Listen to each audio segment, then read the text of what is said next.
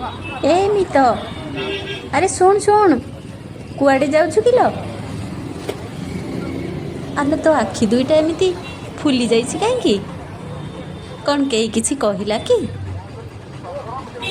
ଆଲୋ ମୋତେ କହୁନୁ, ମୁଁ ପୁରା ତ ମିତ। ନାଇଁ ଲୋ ମିତ, କାଲି ରାତିରେ ସ୍ୱପ୍ନରେ ମୁଁ ମୋ ପ୍ରଭୁଙ୍କୁ ବଡ଼ ଦେଉଳରୁ ମୋ ପାଖକୁ ଓହ୍ଲାଇ ଆସୁଥିବାର ଦେଖିଲି। ସ୍ୱୟଂ ଚକାନୟନ ଲୋ ମିତ। କେମିତି ବଖାଣିବି ସେ ରୂପ। ସେ ମୋତେ କହୁଛନ୍ତି, ତୁ ଉଠିବୁନି କି? ଡଙ୍ଗା ଆଣିବୁନି? ଚାଲୁନୁ ଧର୍ମର ଡଙ୍ଗା ଆଣିବୁ।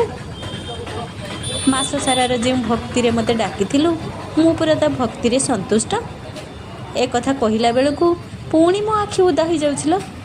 ସେଥିପାଇଁ ପରା ମୁଁ ଧର୍ମର ଡଙ୍ଗା କିଣିବା ପାଇଁ ଏଇ ଢମଣା ମାର୍କେଟକୁ ଆସିଛି। ବାଛି ବାଛି ଧର୍ମର ଡଙ୍ଗା ନେବି। ହଁ, ମୋ ପ୍ରଭୁ କହିଛନ୍ତି ସେଇ ଧର୍ମର ଡଙ୍ଗା ନେବା ପାଇଁ, ପ୍ରଭୁଙ୍କ ପାଇଁ ଭସାଇବି। ହଉ ହଉ, ଚାଲ ଚାଲ, ମୁଁ ବି ତୋ ସହ ମାର୍କେଟ ଯିବି। ଆମେ ଦୁଇ ଜଣ ମିଶି ସକାଳେ ସେଇ ଧର୍ମର ଡଙ୍ଗା ପ୍ରଭୁଙ୍କ ଉଦ୍ଦେଶ୍ୟରେ ଭସାଇବା। ଚାଲ ଚାଲ ମାର୍କେଟ ଯିବା।